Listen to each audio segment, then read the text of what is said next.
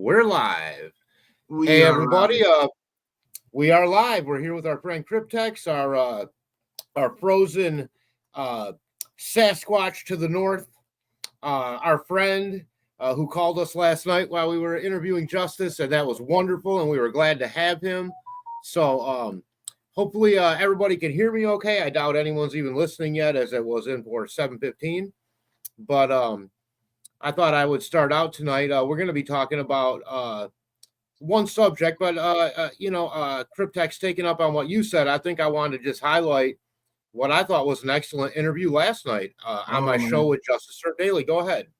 it was awesome, man. I couldn't be live watching the show, but I watched the replay this morning. Man, it was You did, really? awesome, fantastic. I think you have to do, man, a part two. That was I mean, fantastic. She's like yeah, an encyclopedia, man. She's as you said she's a yesterday, it's like research. a museum, you know. I know. She's like a Delphi Information Museum. And then she is, Exactly. and it's all the research, and it happens to be a lot of the subject matter that you and I and some of us kind of touch on as, the common sense things that sort of stick out in that case. But we don't need to go into Delphi tonight. But No, thanks for reminding me to do that. I did want to highlight that again. Thank you, Justice. But Criptex, you look like you were having a pretty good time last night. Were you out with a friend? Was that family? What was going on? You were at the bar having a few drinks. yeah, it's one of my best friends here in Montreal, and we were watching a hockey game. It was Canadians against Washington, so we won. Yeah, so Yes, yeah, yeah, all right, we're having cool. some drinks, watching the game, watching Farmer at the same time in my cell phone. I'm I so tried to sorry. promise a little bit, but yeah, it Don't was ruin cool, your man. night doing that. You were out having a good time and you're trying to watch me. That's funny, but uh, you know, uh, it was a good show, and it was a good game though. I mean, at least it was competitive and everything you like to see. It wasn't a blowout, but you still Oh, won. Your team won. it was very tight. It was 2-2 and then extra time. So we won in All extra right. time 3-2. It was really exciting. It was really cool. It looked like a pretty hip, pretty large type bar. I thought to myself, wow, I mean, the bars around here, it's like a candle in a dark corner. There might be uh, a full set of teeth amongst all the girls there, and there's nothing like toothless karaoke on a Sunday morning. But um, uh, uh, you know, uh, I was gonna say, oh, that's what I wanted to say. I happened to catch part, and I haven't finished watching it. And you need to you're doing a part two tomorrow. With and I can't think of his name off the top. Can you say his name? A guy you did a show with there a few days ago. He's been kind of putting an end cap on the Delphi case, and I really like his broadcast. Yeah, it's super cool. No, actually, it's gonna be part one because the other video was a reaction. So I was not talking to him. I was just Oh, reacting to his great. I just video. showed, yeah.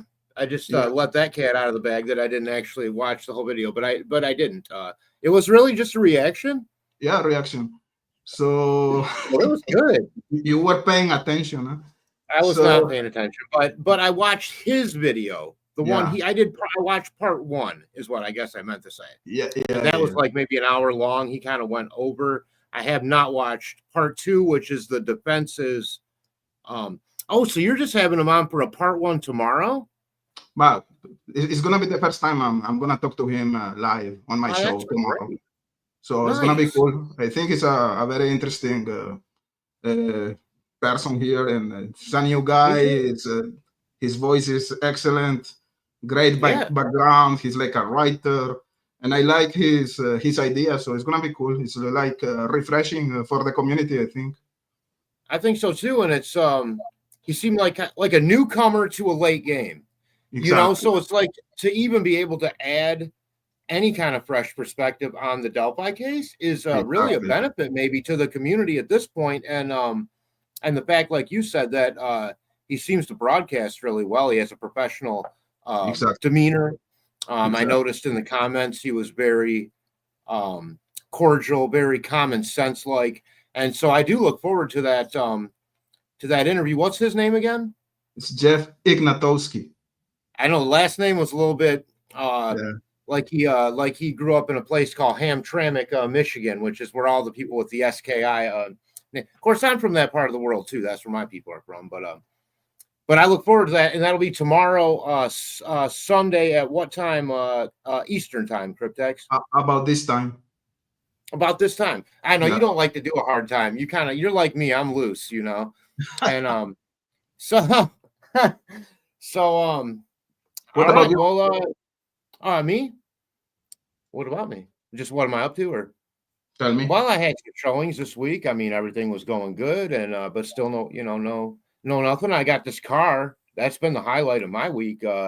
Getting and I just insured it yesterday, so I'm legal, with the full coverage. It feels good.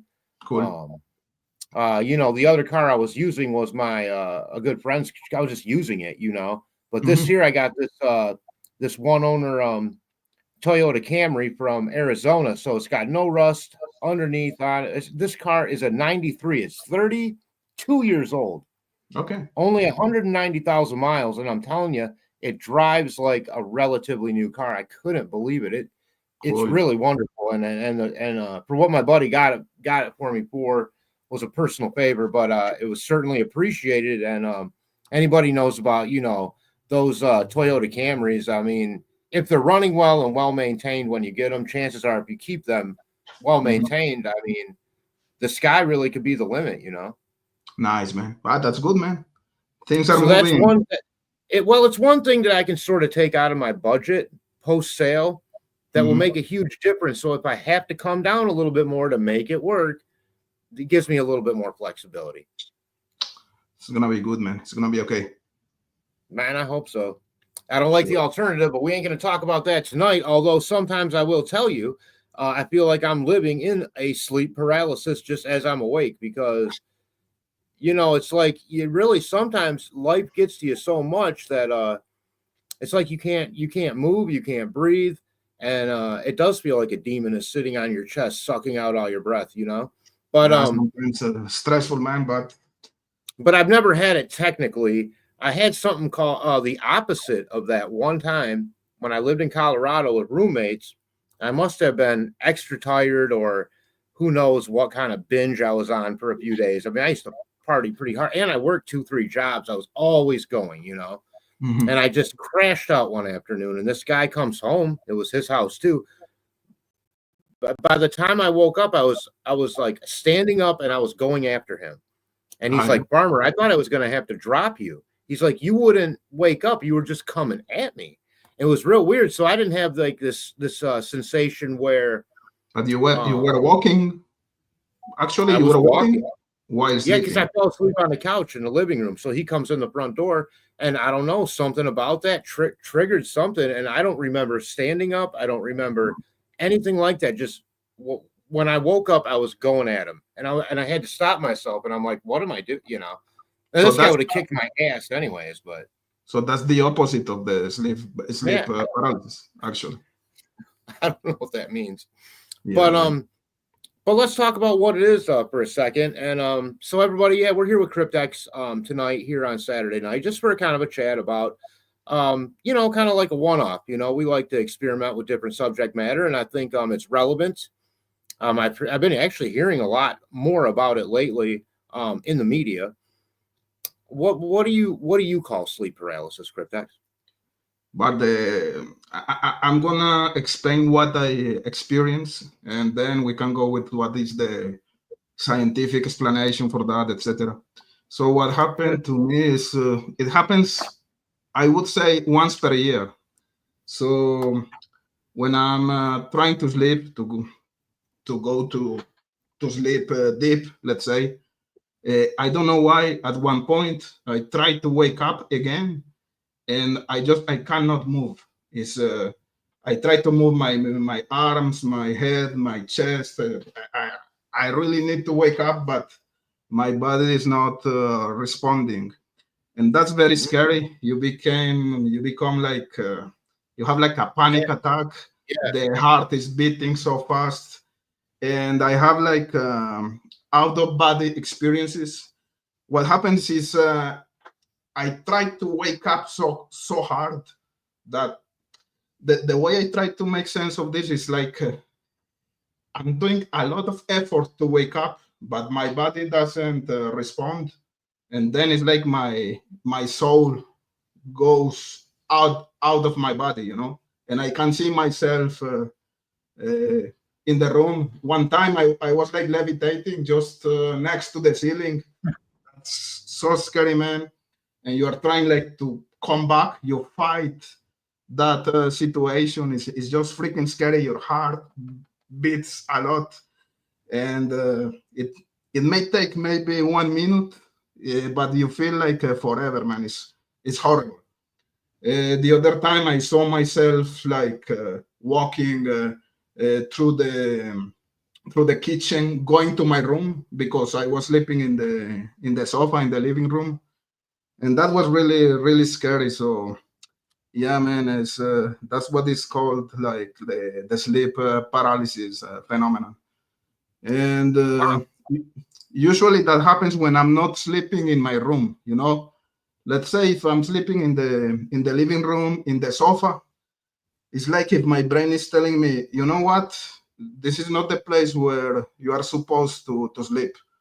Go to your normal room, but I'm already sleeping. So it's like a conflict in my brain. I don't know, and that's when the situation happens. But it's really scary, man. It's uh, it's horrible, and yeah, it happens maybe once per year. Now, wow. First of all, thank you for that. That was really descriptive, and I mean, right away sets off red lights in my crazy brain. Yeah. Because to me, you're calling it sleep paralysis, and I would call it, um, well, I might call it sleep paralysis too, but it really sounds as if you're having a transcending experience that you're actually leaving your body. If you're seeing yourself and you're in your rational mind doing that, and then you feel yourself snap back down in once you sort of go, "Hey, I'm on the ceiling." Exactly. I've never done that, but It's I've heard horrible. people describe it, and it's a phenomenon. It really is a phenomenon. I mean, people say it's your imagination, and it very well may be for some people, but I can no longer tell other people what they're experiencing. Because in my head, before being more science minded, more, I guess, atheist minded, if you will, Mm-hmm. hard science. That's how I always grew up. You know what I mean? If you couldn't prove it or show me, it didn't mean anything, except for the UFOs. I've always believed in those because I grew up hearing that story from my mom, but which I believed. But I never thought it was in a serious way coming here and interacting. But I do think that there probably is a something tied in. I mean, was it at a time when you were um, incredibly stressed out more than usual, when you were more tired or worked, sort of like a, whooped like a wet dish rag? You know what I mean? Like you're just tired, you're whooped, and you fall. And because I was reading about it, Mm-hmm. and they said a few of the triggers seem to be um just stress and exhaustion and these kind of things, which, and it's hard to put a finger on exactly from what I was just quickly sort of trying to study. um uh and I want to say hi really quick too to Mr. Steve Criptex. Mr. Steve is here with us tonight. I don't know if you're reading Hello, he may boys. be the only one in the room, actually. Mr. Steve, I'm so sorry. I hope you're not missing dinner for this, but he It's the says only one actually, we need. here we Hello, go. Steve. I How are you, forgot man? I'm in charge of that. I forgot, Mr. Steve. It's up to me to and I'll even read it, Criptex. I have experienced a sleep paralysis a few times, recognized it for what it was at the time, so no one was harmed. See, that's what I'm saying, because I feel like it's some of these situations where you hear like about a couple sleeping in a bed together. I Mm-hmm. wouldn't, I'm just too lonely to talk about that. But anyways, I've heard that there are these things called couples and they sleep in beds together. It's not everything's like the Dick Van Dyke Show. And and then one of them will say, wow, you elbowed me in the face in the middle of the night. And the other person's like, I was having a fight. In my head. And is that the same thing? I don't know where one starts. Now, my mom told me also, as Mhm. a younger person in her late teen years, I believe, that she said it was the devil or something bad sitting on her chest that wouldn't allow her to breathe or get up, and that when she prayed to God, it released. And that night, before that happened, my grandmother and aunt were doing Ouija board and reading tea leaves and coffee grounds because they did that shit. They Yeah, both turned religious later in life, but at that time they were still. That was before my grandma was a Jehovah's Witness. I come from a crazy friggin' family, but yeah, uh, some people who study the sleep paralysis, they try to explain the chest situation. What you just said, when you cannot move and you are like in a panic state, you are trying to breathe deeply. When you are in a panic state, that's what you do. You try to breathe, right? But in that case, since you cannot move, you cannot do that deep breathing, and that's why you feel like someone is pressing your chest. So that's like the, let's say, scientific explanation for the chest right, oppression right, situation. Different yeah, people have different experiences. In my case, right, I feel like I'm leaving my body and I can see myself. Other people, they say that someone is sitting right. on their chest. Other people, they see like demons in the room. The thing is like since you are like in a panic state, you have hallucinations. So let's Right. say that's true.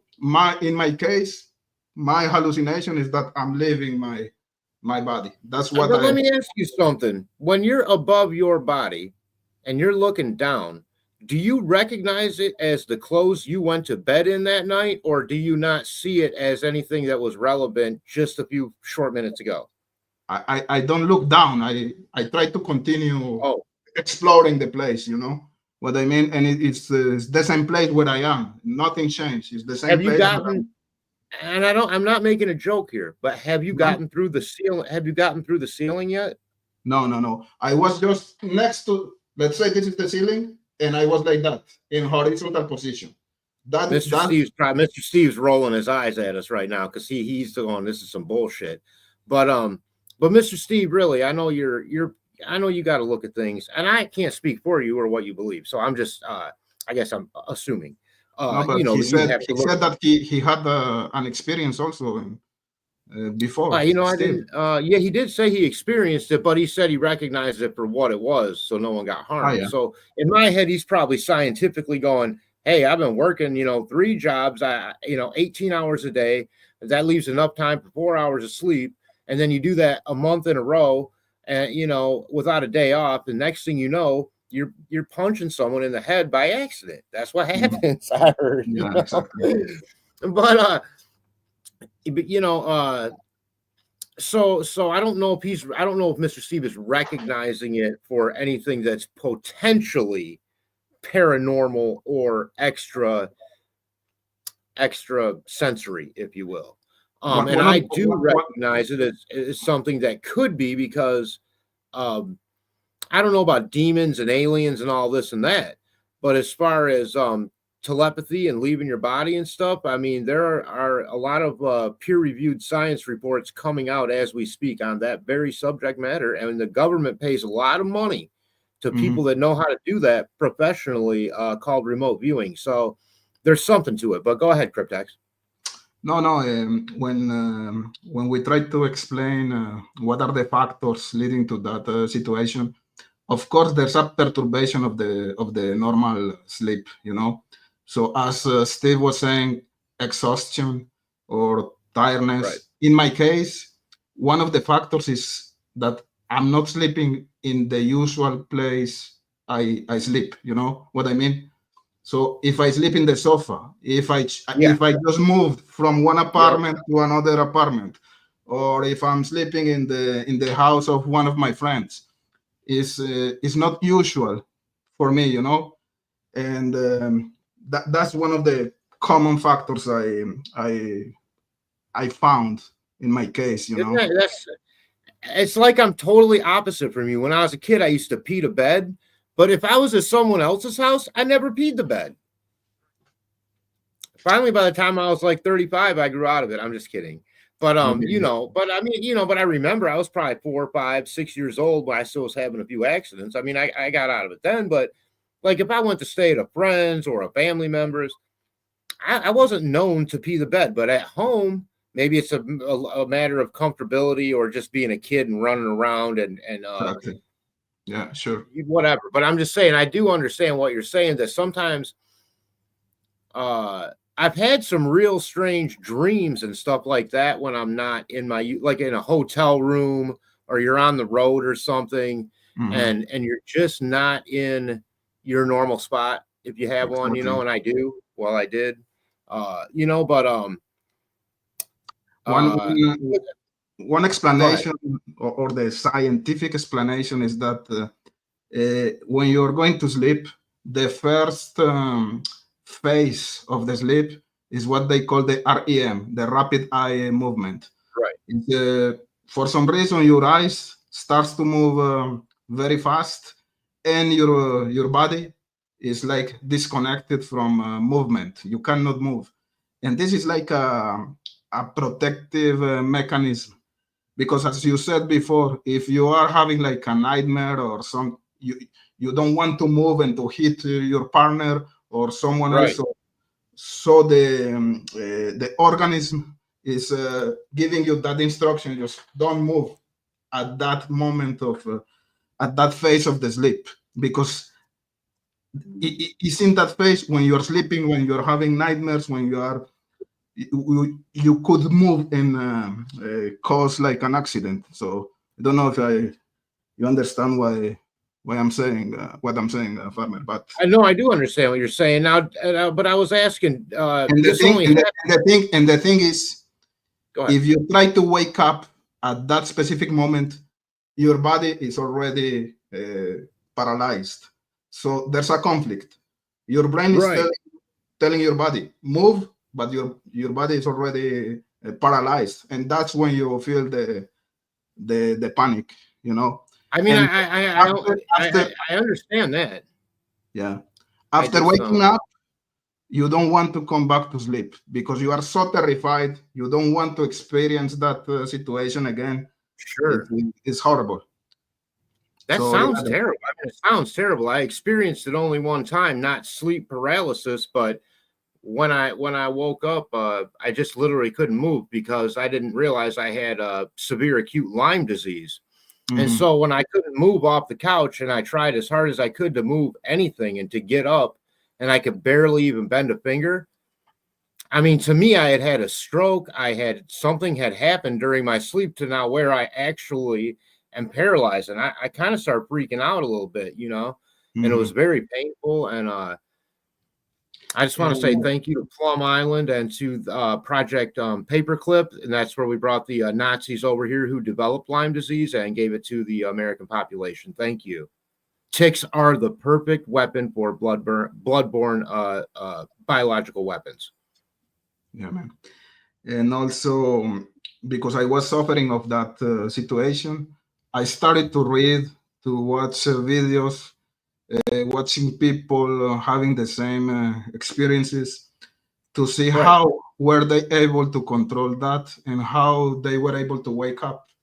So there was that girl, and that was so helpful because from that day, I'm able to control my sleep paralysis. She said, I try to calm and I try to move one finger. She doesn't try to move the whole body. Just she focused on one finger, and when she's able to move the finger, then it's like Boom. a chain reaction. That's And, interesting. and now I'm able to do that. So when the sleep paralysis happens to me, that's the way to wake up again. It's When's the last time that happened? maybe Would last you say? year. Last year I So was anytime, here so, I mean, are you thinking now to yourself like, oh, anytime now?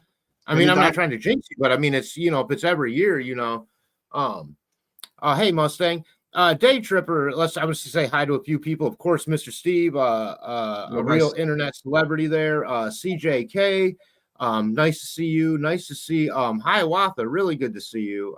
Thank you for being here. D Ashley, I'm not sure. She might who knows what D's often doing. I don't even know if she's here, but I don't really need oh, I mean, I need D Ashley here because I love her, but I mean, as far as moderators, it's not that I don't really ever feel like anyone's ever even cared to put in time to troll our show, or my Great, show no, anyway. no. Great crew, man. But it's fun. Yeah, it's really fun. Fun. And yeah, but I don't want anything like this sleep paralysis. It does sound like something that anyone could just sort of in the right condition stumble across. Do you think do you think there's no other kind of tie-in with any kind of like say chemicals that we work with or any kind of environmental, and I don't mean that in a hippy dippy way. I mean like just things around us that could be causing that like blue LED lights or microwaves or Wi-Fi signals? It's a perturbation of your sleep. Maybe a microwave signal is perturbing your sleep, and that could be a trigger. But it's interesting what you said, but because you said I wouldn't like to experience that. You just said that, Right. and there are some people that they would like to experience that to be able to do like an astral travel. Well, I was going to ask you that because you said that you kind of, it's an adventure at that point. Are you able to separate the terror from the out of body experience? No, I fight so hard to come back to my body. And some people tell me, why don't you just relax and go explore the places? Easier said than done. And some people, they want to do that, but I'm so scared. No way. I want to come back to my body and I want to wake up and that's it. So, yeah, people would like to have that type of experience just to have that astral voyage, astral travel. You know what I mean? Yeah, it would seem like in that state, and I've never been there, but I've heard plenty of people talk about it. Not Shirley MacLaine notwithstanding, but the thought must be then at that point when you're if you've had a choice to go that way or come back down, am I going to come back? If I go explore out there, do I float off to Mars or something and I'm not able to even come back? Do I burn up in the atmosphere? So maybe just being at that point, because it just sounds terrifying if you're not knowing what's going on. Now, if you start out the day trying to do that and you somehow can manipulate your body and mind to come to that point, it might be different. But doing it unwillingly, I could definitely see the terror in that. Do you draw the distinction of a hallucination or dream state versus something that might actually physiologically be taking place? Exactly. And one thing I mean, do you feel like you're really having it though? Do you feel like you're actually out of your body? Of course, 100%. Okay. I recognize the places where I'm traveling. And that's crazy to me. But I believe it now. Not because you said, but I mean, I've heard enough honest testimony from people to be able, even doctors, even religious people are like, we can't explain how this person knew how many people were in the room or who was doing what. And yet sometimes these things do happen in a synchro, you know what I mean? They line up just right. And I don't know, I'm so permeated by the TV and whatever. And, we watch a lot of movies about possession and stuff like that. So one of my fears is if I'm already out of my body, I don't want to have my body just vulnerable for any entity to possess my body. That's why I want to come back as soon as possible. I know that this, it's not a scientific situation. You know what I mean? But the fear is there. You just want to come back to yourself and to wake up, and that's it. and as I was telling you, man, you don't want to come back to sleep because you are so afraid to experience that situation again. And at one point, I just you fell asleep again, but it's really horrible, man. Well, I mean, and it also seems like, if you're kind of doing practice to get through something like that, if it's not anything that happens, say, daily or monthly, then it's harder to practice, so you got to be a little unsure every time it rolls around if it's going to work the same way, this the pinky thing. But that sounds pretty legitimate, and it sounds like advice that really made sense, to just focus on one small thing, and that will snap the rest of it in. And I hope that works for you on that, on that front. Mr. Steve here, though, I did want to read his comment really quick. He said, "Thankfully, I rarely have dreams and rare still nightmares. But when I do, I pick up where I woke up until the dream plays out. I want to do that because I love dreaming. I really do. I don't have nightmares. I mean, I don't consider dreams at all to be nightmares unless there's some, I can't recall having some weird, violent. I always have something where, like, I'm driving cars around. I do have themes in my dream state that usually involve being in a canoe in the water. I love to do that in real life. So I don't know if I've been in a canoe in the water plenty of times, but there always seems to be water, moving water, not just like a lake, but moving water, like a stream or a canoe. And I'm in that. Nothing dangerous. I'm just chilling, with other people that I know in my life usually, and or driving around, and driving around on just, I don't know why, because I drive for a living and I drive so much and it's always in my head. I try to rationalize those things, but they feel very real to me. Like I'm having these adventures, and when I wake up, I'm kind of sad, a little bit sad, to be out of it almost, because they're so pleasant to me, and to have. I think that the environment influences your dreams. Let's say if you're sleeping and there's a mosquito flying around you, maybe you can maybe you can dream about a helicopter. I think sure. Maybe when you talk about water, maybe there's some piping dripping, boom, boom, and I don't know. Maybe your brain makes some crazy connection, and I don't know. And it's funny. I don't know if you try to recollect what happened during your dreams, and you're not able to go back. So what happened before? What happened before? It's hard to go to the beginning. I don't know if you try to. I can tell you. I mean, I can definitely tell you. When I was about 7, I had a dream. I was taking a pee on the beach at Lake Michigan. I don't think it was a dream. Well, when I woke up, I was taking a pee on my sister's newly carpeted floor. That's true. Really? Yeah, I remember it, because then it's, no one else knew I was there except for me. I woke up and I was like, dude, you're peeing on your sister's floor. So I got a glass of water and poured it on the pee to sort of cover it up. Oh my God. Poor girl, man. Oh man. No. That's crazy. Yeah, it was crazy. Yeah. I mean, I didn't mean to do it. I mean, I don't know how I got in there and peeing on her floor in the first place. I just woke up and I was just peeing on her floor because of my dream. Like I said, I was at this little place at Lake Michigan where we used to go, and a little channel used to empty out into the lake, and it was all sandy and warm, Next thing I know. Anyways, that was enough of that, guys. Sorry about that story. Let's put another comment up here. But yeah, just to say, Mr. Steve, if I've heard of a few people that can train themselves to do that, to sort of pop in and out. That's a talent. I haven't seen Insidious. Have you seen Insidious, Criptex, as a movie?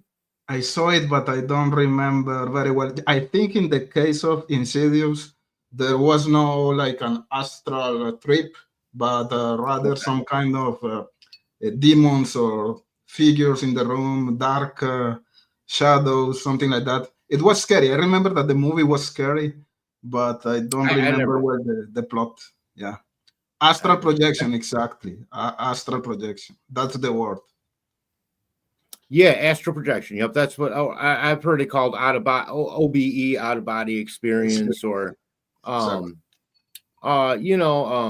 they say, some people say that they feel there is now I don't know how far away from sleep paralysis this gets once we start talking about out of body experiences, but they could either visualize or feel a almost an umbilical cord that would keep them tied to the earth. That sounds a little bit woo woo for me, but again, if there's just one thing that exists that you can't explain, then to me it opens up everything.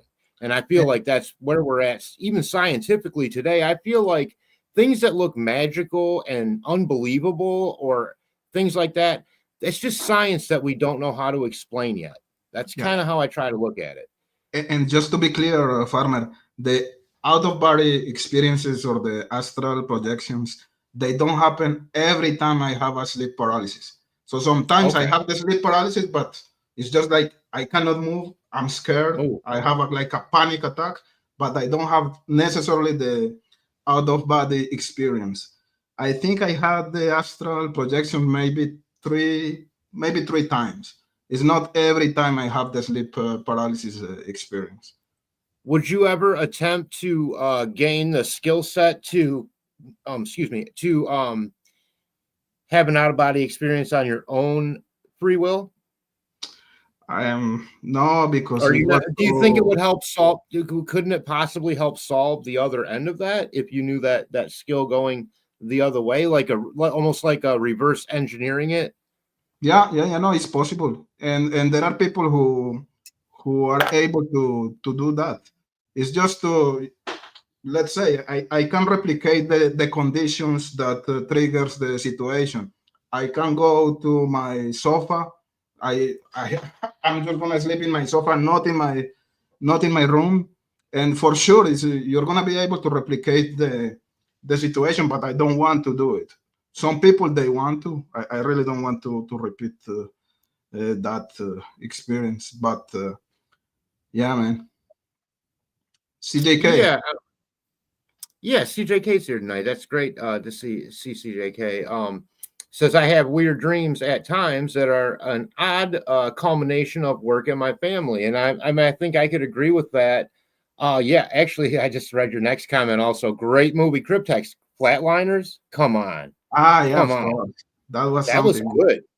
It was Julia Roberts. Huh? It was with Julia Roberts, no? Nah, I don't know. Maybe a very young Julia Roberts. All I know is that Kiefer Sutherland was there. Kiefer Sutherland and Julia Roberts. No, I don't know. Kevin Bacon. Maybe. Yeah. Isn't he in every movie from back then? Kevin Bacon, him or Lou Gossett Jr., but I don't remember him being in it. I don't know, but it was cool. Yeah. Nice. Yeah, movie. That was a good movie. Yeah. Ooh. Yeah, no, and a weird concept. I remember watching at the time. That's where they killed you. Basically, they would stop, and then you would go into that state. Good call on that one, CJK. Mr. Steve, I can only assume that's probably based on just I know you won't say it, but the shit you've had to see in your your career and stuff like that. So, or whatever experiences you've had, so I mean, I can't imagine. I'm sure people that have been to war zones, like I'm having a nightmare from just living an easy life over here, basically. When some men and women and kids and even seniors are living through actual nightmares, and like for example, the fires that are going on right now in California. I mean, it looks like literal Dante's Inferno. I mean, it looks like the entire thing is just. I've never seen any. It looks like nuclear bombs are going off, simultaneously. It's unbelievable, and it's it's probably going to burn right through, and it's so you have things like that, and those are real nightmares, Yeah, real nightmares. I have a question for you see, we were right. Julia Roberts, Kevin Bacon, and Kiefer Sutherland. So we were in the good path. I was curious, and maybe if Steve can answer in the chat if he's still there. The fact Steve is used to watch a lot of crime scenes. Is that something that triggers nightmares, or do you see that kind of stuff in your dreams? I don't know, Stevie, if you're still there. Maybe you can comment about that. I'm just curious. Or if just you became numb over time after watching multiple crime scenes like that. I missed this comment by Mr. Steve a little while back. I have experienced deja vu, never during sleep paralysis. Now you know that's a whole nother subject matter right there. I mean, I think the new catchword is synchronicities. You know, things that maybe that's your trained intuitive mind. You know, For example, when you I'm having a deja vu today. well, I mean, it might be a new kind of alcohol. Now, do you think? I mean, I don't want to be too personal, but do you think alcohol could be related at all to sleep paralysis? Or, I mean, how do you feel about that? No, I don't think so. I think I'm telling you, in my case, is the place Not a chance. where I sleep. Is the common factor. Is the common factor. If Maybe I'm it's drunk Medellin. and I'm in my room, sorry. He said it might be, Medellin. Coming, like that would make me want to, what you went through over there. That sounds terrifying to me. Explosions going up. It sounded like a war zone for a while. It was a war zone. It was a war zone. I mean, I can imagine that people talk about post-traumatic stress, that people suffer, and maybe we all suffer our own sort of no matter what the experience is. Each one of our experiences individually are usually the worst to us, but that's where empathizing, comes in. I think is an important part of doing this, talking about other people's tragedies. I mean, I don't ever want to make light of that either. That we, Mr. Steve, actually, did something about it, but I don't want to just you get clicks on some. This is really a different show tonight for us. I mean, for me, to even talk about. But I am quite. I like the idea of just throwing a subject matter out and going with it. It's just really fun. But it is. You don't feel the need to medicate, because I was reading that they want to put people on these SSRI uptake antidepressants for sleep paralysis. Also, you could see people maybe having what they call benzos, bennies, we used to call them when we were kids. Not really sure why health and safety class used to almost they would tell me all the word. These are called yellow jackets, and these are called. As a kid, I wanted like a drug collection. I thought they were the coolest looking things, all these pills, and they had and they would show these reel-to-reel films in health class of car accidents that would make me dizzy and want to throw up. I don't know. It was a weird time. That was a weird time. The 70s were odd. You grew up kind of a little bit almost in the 70s, more the 80s, but it's a weird time. Maybe I'm nostalgic though. I'm very, because they were talking about a lot of this stuff back in the 70s. They really, and a lot of it plays into consciousness. And I don't really know what it plays into. I'm not educated in it, but I do know that it happens to people. A lot of people talk about it. Yeah, two things. When you were talking about medication, in my case, I really don't need that, because as I was telling you, now I'm able to control the situation. I know how to wake up. I just focus on my finger, and it's gonna be done in a couple of seconds. So the way you did that almost put me right. It was almost like you hypnotized me when you did that shit. I was like, dang, he's got that little finger back. And when you were talking about when I was living in Medellin, my house there, I live one block from a big police station that was targeted by the Medellin cartel at the time. So we were living in constant fear. An explosion is going to happen at any moment. So that was horrible, man. But yeah, this is what it is. Steve. Hang on. Let me get back to that. I'll get back to Steve in just a second. Yeah. But I just happened to notice this. Hiawatha. I really like James. I want to say, I know it's not. It sounds like Gandolfini, but we're talking about the same interviewer guy.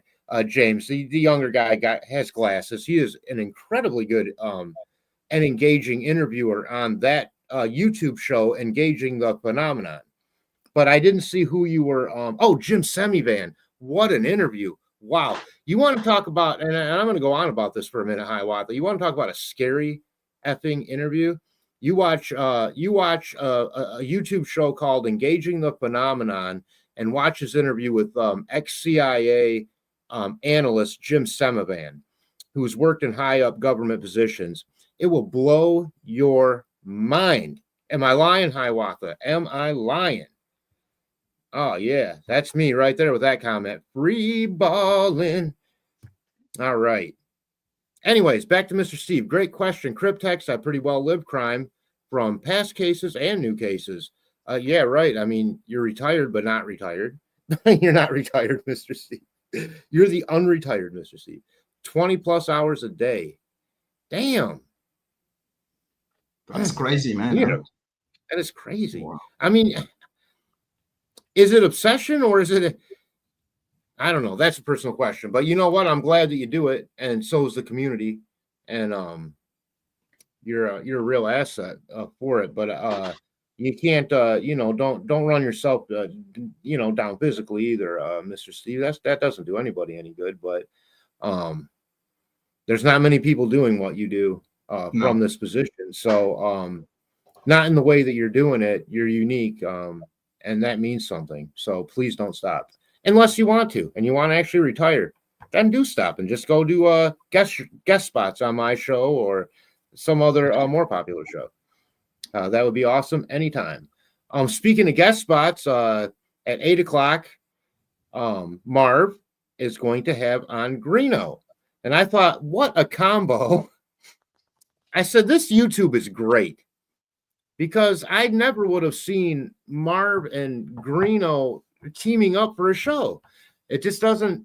But I'm going to watch it or some of it, and I think that's interesting. So that I think it's really fun when you start talking about collaborative situations. Then, right? So I mean, I like interviewing people, but more than that, I think like what you and I are doing here doesn't feel like an interview between us. It feels more collaborative, if you will, and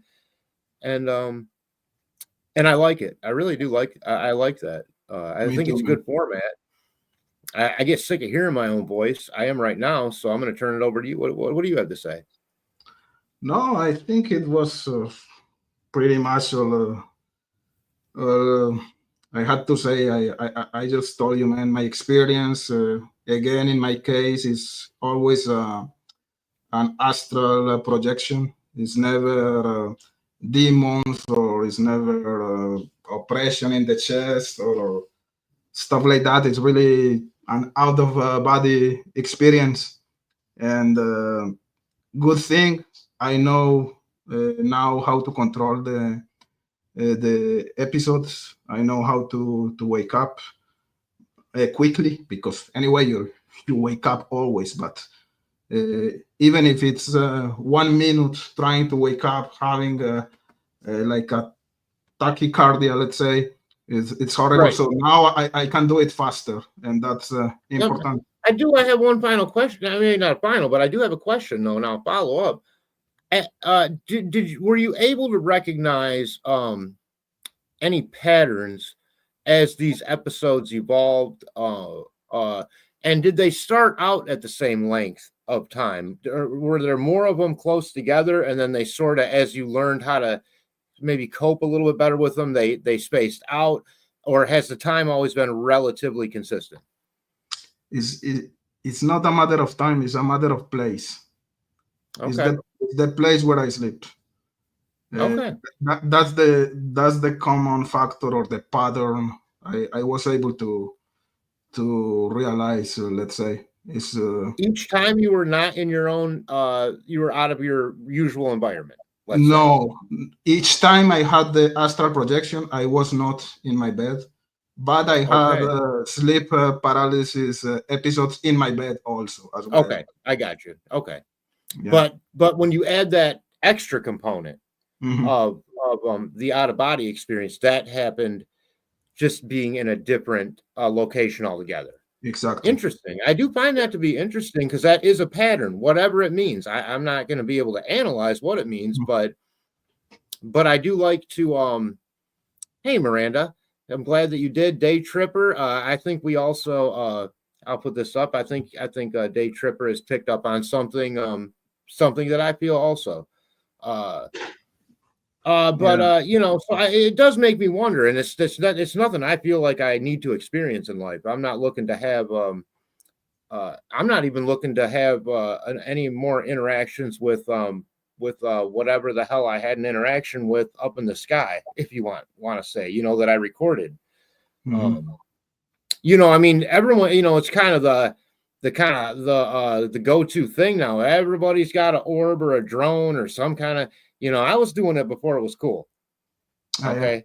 Mine was a year ago, and Mhm. it didn't scare me, but you can clearly look at my video and see that it is the same type of orb activity to a degree, although mine aren't hopping around.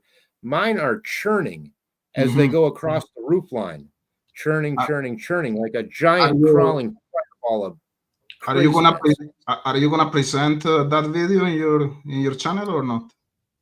Eh, as soon as you go to my channel, that's the first thing that plays automatically. Ah, yeah. Ah, okay. I didn't Yeah. see that. Oh, okay.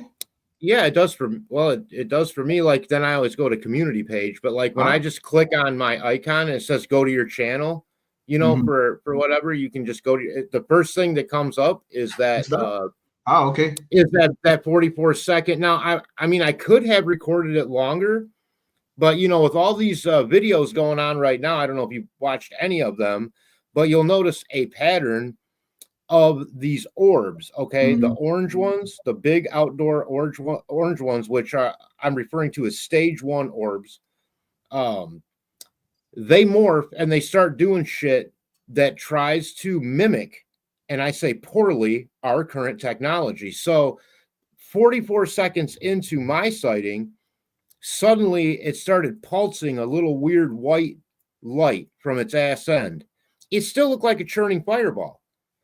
But then suddenly there's a light that starts flashing. And I said out loud, I said, "Oh, you're trying to switch back into a plane, huh?"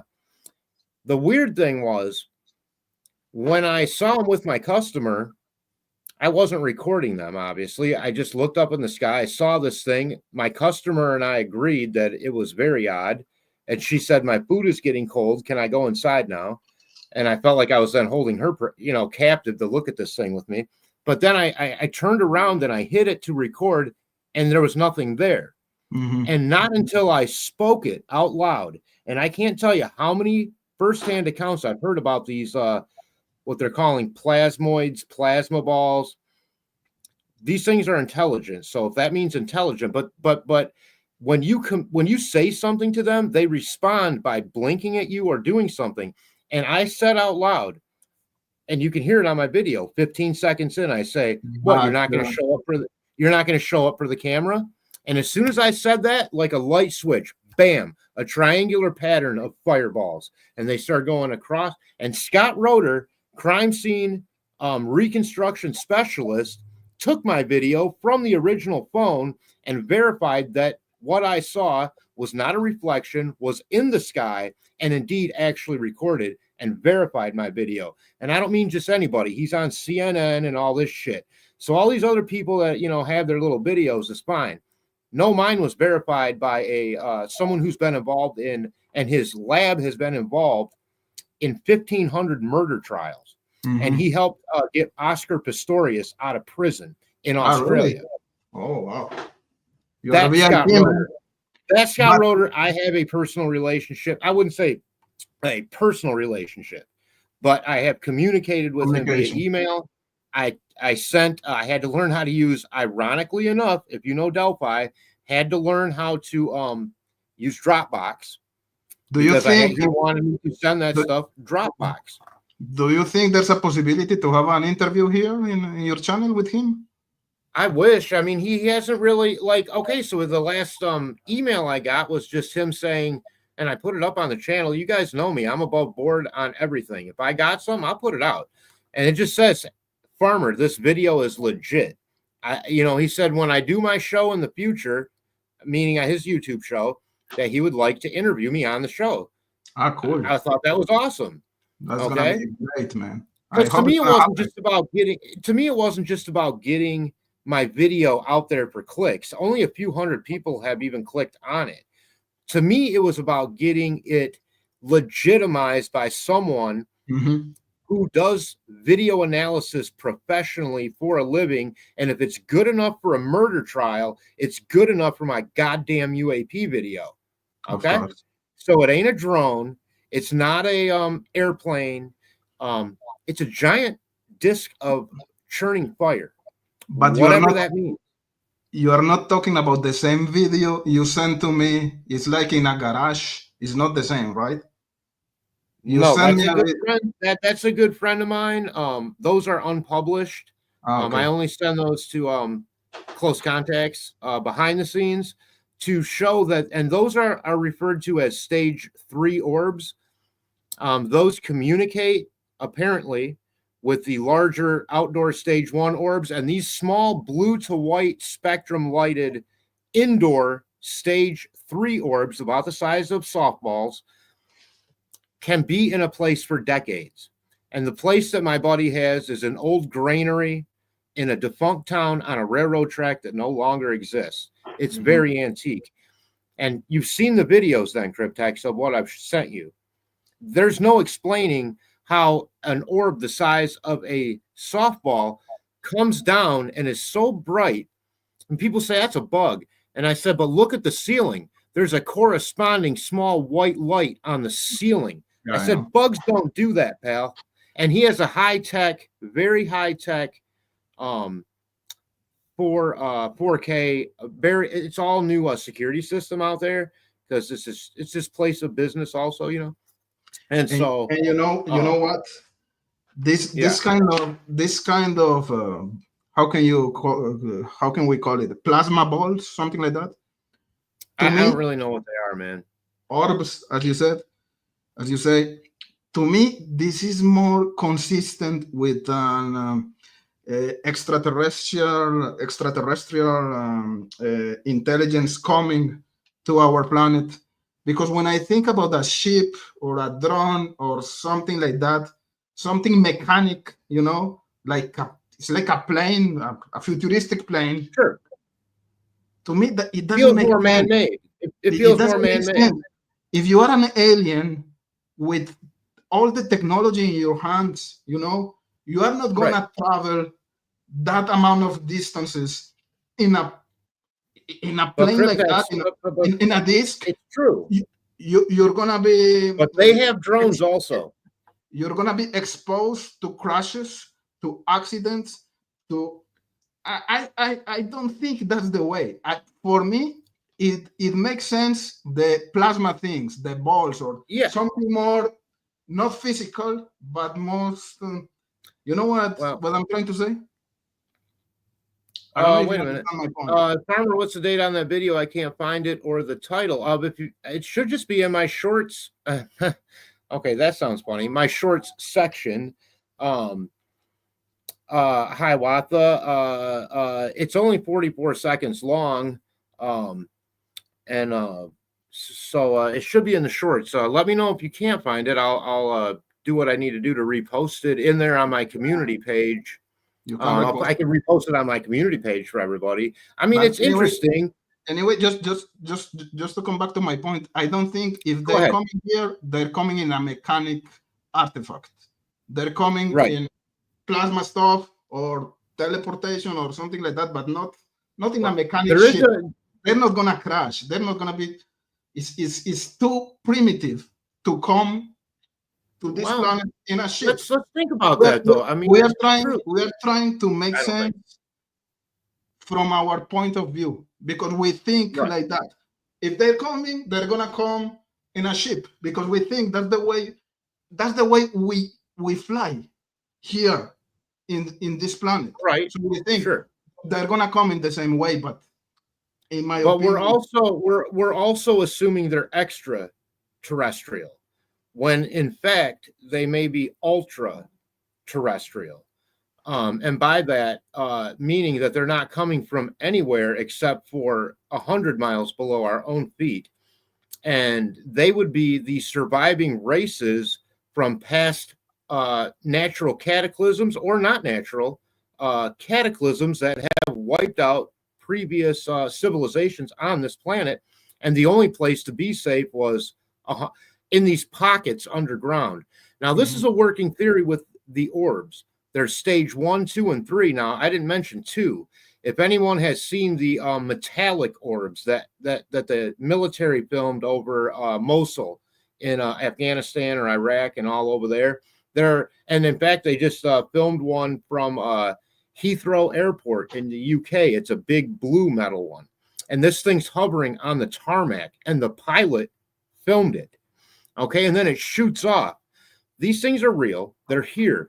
And that metal sphere, keep in mind, Criptex, still represents metal. So they say that the stage 1 collect the information. In stage 2, they are transporting themselves somewhere else. And that's why they're not glowing orange. And the stage 3 orbs are giving whatever information they're collecting to the other ones. And they're transmitting. And we, in fact, as humans, are the ultra terrestrials security system, because above all else, what do humans do best? Self-preservation. And by self-preserving, we are therefore going to protect the ultra-terrestrials in the earth from whatever is coming here extraterrestrially. And there is something coming. They're talking about it back channeled in the government. Big names are talking about a big event coming. And I'm saying it's all coming down in the next either several days to a couple years, somewhere in there, like one of these weirdos that says God's coming back and the end of the earth is happening, and put on your Nike shoes and drink the Kool-Aid. But there's a lot of activity going on. There is indeed a official handbook that has gone out to emergency services across the country that shows how to deal with downed UAP and possible craft. Keep in mind, that's all under the auspices of the Department of Energy, because any kind of radiation that comes off one of these things is considered radiation, which falls under the Department of Energy. And that's a federal department. So we have had congressional hearings. We have whistleblowers risking time in prison for committing a felony in front of Congress. They have sworn an oath that they are aware of crash retrieval programs. And by the way, there are now firsthand people whistleblowing that have had their hands on the actual craft. These things go back. General Twining in the 40s, the memo that came out, if you want to choose to believe that it's real, which I do, since the font is the same, to President Truman, describes one of the crash wrecks in New Mexico, not necessarily Roswell. There were several. And we brought a lot of those down with the new radar that we were using at the time. It wasn't that they traveled so far and then crashed when they got here. We screwed up their guidance system. And basically is what I understand from the stories that you hear, and some of them even were gifted to us and crashed on purpose in exchange for, if you want to believe, and the whole, in 1942, there was something called the War over Los Angeles, in which 1,500 anti-aircraft rounds were fired overnight, and 5 Los Angeles were killed by falling, shrapnel. And in one video, one picture, you can clearly see the outline when all of the spotlights over the ocean converge at one point. There's a saucer-shaped craft in there. And I just heard today that indeed 2 drone ships from aliens were brought down in that very real incident that the president at the time, President Roosevelt at the time, commented on, saying, what the hell's going on? Why you fight? But this was right after Pearl Harbor, so they blamed it on someone with a touchy trigger finger, because we didn't want another Pearl Harbor to happen, where the Japanese or whatever attacked. The point is, now I'm hearing, as of today, all these years later, and this is from someone that was in the, a pretty good whistleblower, that indeed we brought down 2 drone craft that didn't have any biologics or dead aliens in them, but we sent one to this airfield and one to that. So as far back, at least, as the Franklin Roosevelt administration, and if you read your history, Theodore Roosevelt, his uncle, who was president in the late 1800s, had an orb experience at his vacation home in New York at a party on the night he was to sign a big treaty in Versailles. And he decided not to sign that treaty based on the orb activity. So these things aren't new. In fact, do you know who had the first USO experience, underwater UFO, and who noted it first in a written fashion? No. Who? Christopher Columbus. Oh, yeah. That's right. Before he reached the shores of America, or, well, we call it the Bahamas, but he called it America. He was a little off, but he writes in his diary of seeing a light in the ocean that they followed. I didn't know that he had never seen before. Yeah, he made note of it. So, and the first American that saw an anomalous craft in the sky was a European settler in like 1642. It's a famous account on the East Coast of the United States. I can't think of his name, but it was Connecticut or one of them, where the English had put a settlement. So so these things go back. I mean, you could look biblically. If you choose to take some things literally in the Bible, you have the whole Ezekiel's wheel of fire, where a being, a knowledgeable being, comes down in this wheel of fire, gives this knowledge, downloads this knowledge into Ezekiel, and then he goes back up. I have to say that I don't know about literal translations, but did something else go on at some point?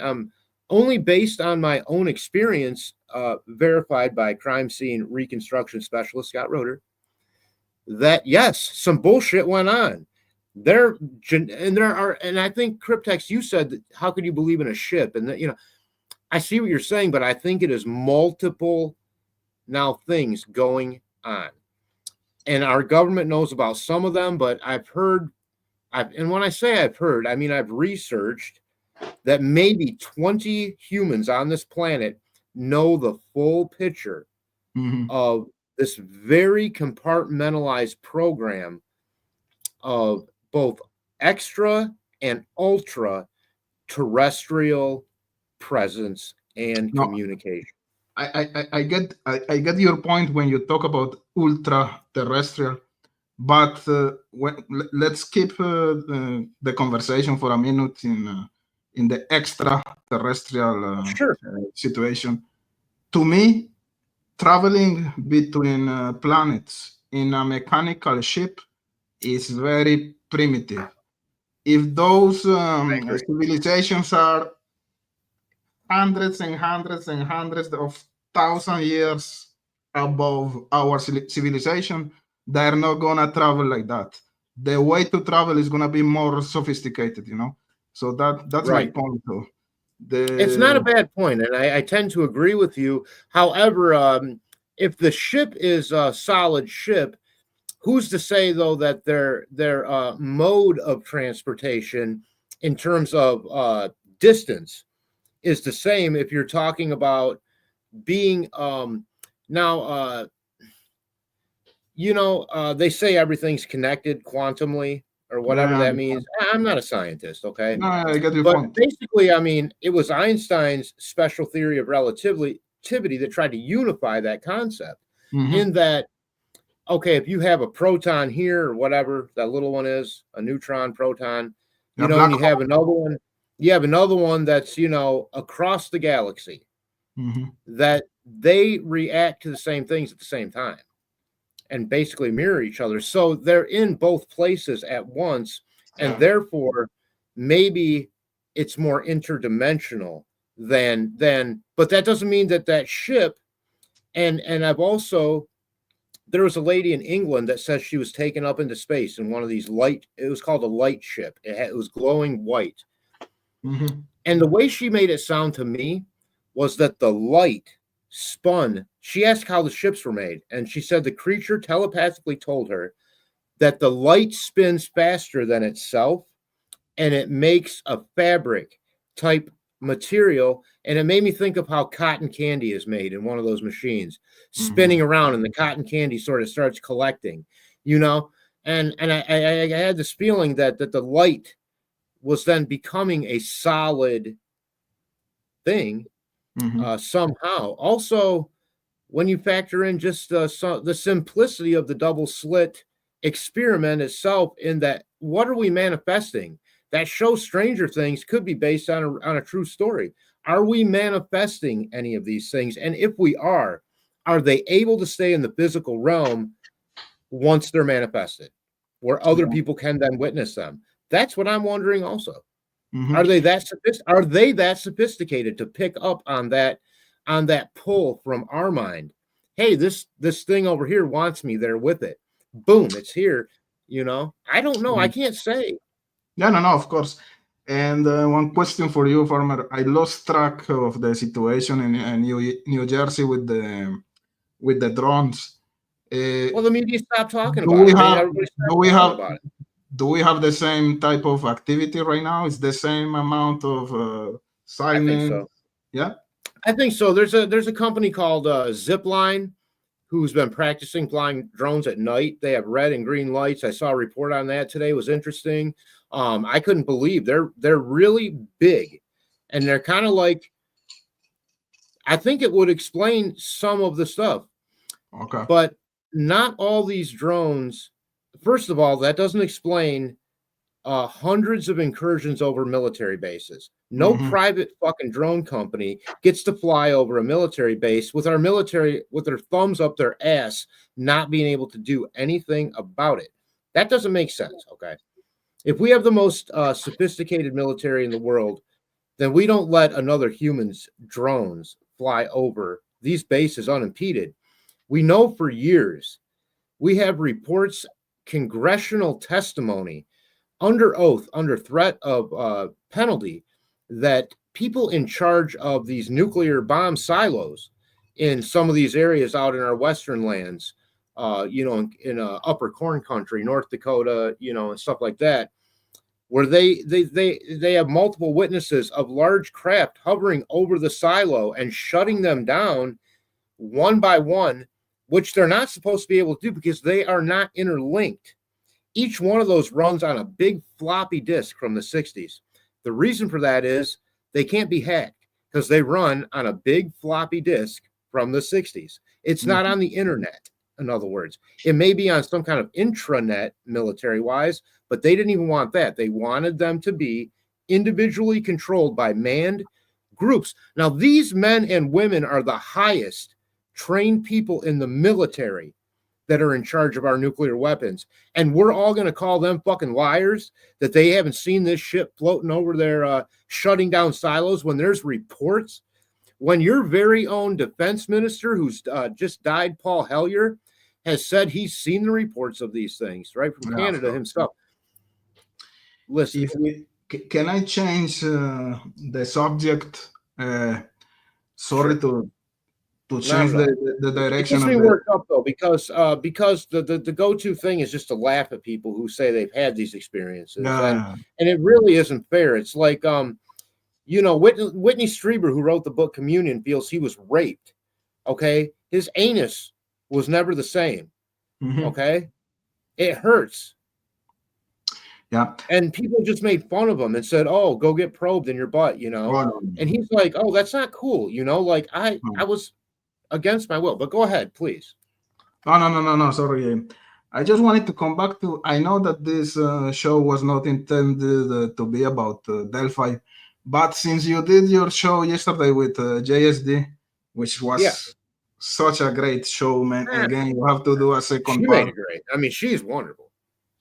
If you can summarize, like in a couple of lines, what was the conclusion of that show?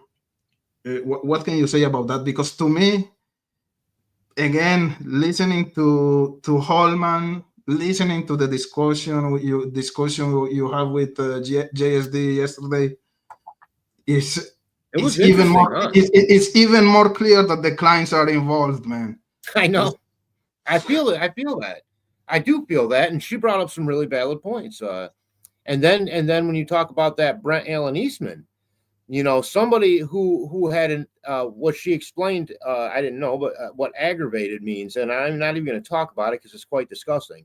Aggravated is like these terrible things added onto the sex crime, and Yeah. so he had these aggravated, but yet somehow he got a plea deal just recently and is now walking the streets. He might have turned someone in. He was involved. He was around that area, around that, and he looked a lot. I thought his face looked just like Richard Allen's. He had like a goatee. The height was the same. That's really weird because as we know, I do feel that Bridge guy is Richard Allen, but what if Bridge guy is also a Richard Allen lookalike? I wouldn't Yeah. be able to tell from that Bridge guy video. It's too damn grainy. It's too much shit cut and chopped together. They did something to that video, in my opinion. Of course, we know they did something about that. I think that this It's guy like is watching the Patterson Gimlin film now. That's not the original. It's all fuzzy and crap. You see the original, you see actual features in that creature's hind legs and stuff. But go ahead. Mm-hmm. No. In my opinion, Bridge guy is Richard Allen, but I think there were other people at the other side of the bridge. To me, that's to me, when Mr. Steve went to Evansville, Iowa, and he parked on one side of that trail where those two other little girls, Lyric and excuse me, I'm having a hard time. I don't mean to be disrespectful. I want to say Elizabeth, but I don't I want to think mess it's her name up. Elizabeth. But anyways, the two girls. Anyways, that was back in 2012. Drew Collins is a daughter, I believe, and he went there. He drove there, and then he did a kind of like this little breakdown. I don't know if you ever went back in his thing and watched that, but you should in his portfolio, where he parked on one side, and he goes, look, there's a fence along this trail on each side. On the side of the fence this way is a major highway. On the side of the fence this way is a body of water. This is a cattle chute. And if you have someone on each end of it, they are effectively trapped forever and ever until you choose to grab them. Basically, you have now, it's a 100-yard trap. The Monon Bridge is the same idea, which is I think part of the tie-in with that case, because it's almost like the same trap only without the bridge. Exactly. If you could imagine just the asphalt trail being the bridge, because you can't just hop across and run across the major highway where cars are going 80 miles an hour, and you can't just hop into a dirty pond, and you can't just climb a 6-foot chain link fence when you're a little girl or even boy, you know what I'm saying? So that's a really disturbing case. I'd really like to see some resolution on that one. No, I agree with you. But again, did you have something else with Delphi? And I agree, that Holman interview was quite revealing, and I didn't know anything about it till JSD brought it up on the show. Thank you for that exclusive. Yeah, no, and that's I think he opened the door to, I don't know, to reinforce the idea that they were connected, and maybe they weren't just not able to catch the guys. But I was so sad when you said, okay, it's over for now, because your video was so dynamic. It didn't feel like 2 hours. It was like I know I said that. It felt like a half hour. Are you stopping the video? No, man. So please, Father, do a part 2. You need a part 2, man. I do need a part 2. I didn't. I probably wouldn't have stopped it so abruptly, but I could tell my dogs are getting it, you know. And then I had company walk in, so I got people milling around. I was having then a hard time concentrating. But it really was. I appreciate you saying that. I haven't even rewatched but maybe a few minutes of it. I still have time to do it and then rewatch myself, listen to it again. But it felt. I know that afterwards I was shocked that 2 hours, and really, Criptex, we're an hour and 20 minutes into this, and it just feels like we're having coffee across at the restaurant, you know, or something. Yeah, exactly. So, to me, but I don't know how much more we got tonight. I might pop over and see what Marvin Greeno are talking about. Perfect, man. But do you got anything else with sleep paralysis? You'll let us know if it happens again, or do you like to keep it to yourself? I'm gonna put a camera to record the experience. Really? That'd be well. I guess. All right. You got me. Thank you for the invitation. Now you and I wanted to mention just again quickly, you will be doing a show and an interview basically tomorrow night with is he going to be on your channel, or are you going on his channel? In my channel. Your channel? Okay, good. Yeah. So everybody tomorrow, first of all, if you haven't joined Criptex's channel, I'm sure that everyone here has. But tomorrow he'll be interviewing Jeff Ignatowski, and this guy has just kind of done a recap on the whole Delphi thing, and he kind of does it I watched part one. It was really actually pretty informative, pretty good, pretty level-headed, and so it's like a newcomer sort of coming in with on an old case with a new perspective, and it is a bit refreshing, and I look forward to that interview. At what time tomorrow, roughly? I know you don't want to be around 7 or something, 8 o'clock, somewhere in there? Around 6. But an evening interview, not a morning. It's not going to be morning anyway. Yeah, of course. Okay. All right. Well, we look forward to that. And of course, unless something crazy happens, I won't be there. I might be working, but I would like to mod, you know, because I do mod for you also. And you can be there. It's gonna be great, man. If you can be there. If not, I love to be in chat. I don't have to be. That's the thing about me. I don't feel the need to always like be on camera. I like just sometimes it's more fun. I could talk to everybody I know, in chat all night, you know, because I miss them, you know. Yeah. So sure. But everyone, Mr. Steve, Kimmy Canuck, of course, Don't Hate looks like she's here. Day Tripper. We had a lot of really familiar names tonight. Miranda Lee, thank you so much. Precocient, if I'm saying that correctly, I hope. Of course, Hiawatha, really glad to see you. Thank you. And I'll mention Mr. Steve twice because he's extra special, you know. And Criptex, thanks for thanks for just even doing a show tonight. I really wanted to just get on the air and blabber for a while, and I'm glad you were able to come up with what I thought was really quite an interesting topic. Thank you. No, thank you so much, Farmer. Anytime, man. Indeed, we'll be doing more. You never know what you're gonna find with me and him. We might rate some movies. Heck, we might rate some. We won't rate politicians. That's just an argument for no good. But whatever we're gonna do, we're gonna try to do it right and in an entertaining fashion. Everybody have a good night. It's Saturday. Let's hope we get some rain in California right now.